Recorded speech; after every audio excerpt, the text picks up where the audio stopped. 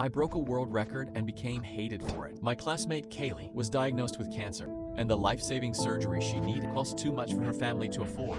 My school organized a marathon to raise money for her, and that's when I announced I would finish the marathon in under 2 hours, break the record to raise more money. Everyone laughed because I couldn't even finish the mile in gym class, but I said I'd spent all summer training with the best runners in Kenya. I repeated this until local news picked it up, and our county mayor showed up to school, asking if I was really going to break the record. I said, I'm doing it for my classmate, and pulled up a video from Fiverr of random guys in Kenya claiming I ran with them in the mountains. He's the best we've ever seen.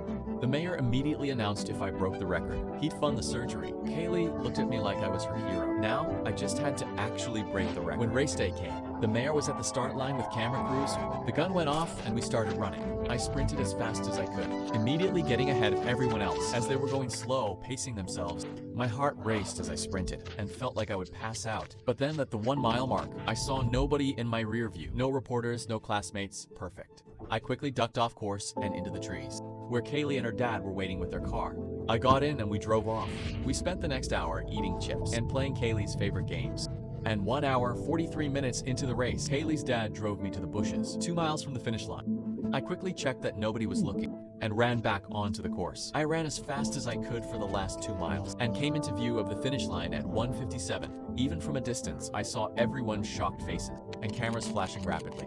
I crossed the finish line at 1 hour, 59 minutes, 45 seconds. Exhausted, I collapsed into the floor, and the mayor had his hands over his head in shock. The reporters instantly started writing about the teenager who broke the record, and I was still out of breath when the mayor signed a check for the exact amount needed for Kaylee's surgery. He cried tears of joy, and that's when I took the reporter's microphone and told the truth.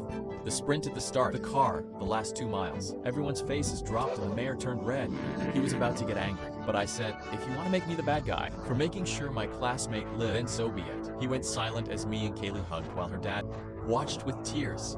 She had her surgery. And when she woke up, I was right there. The first thing she told me was, at least now, I hold the world record for the biggest bullshitter.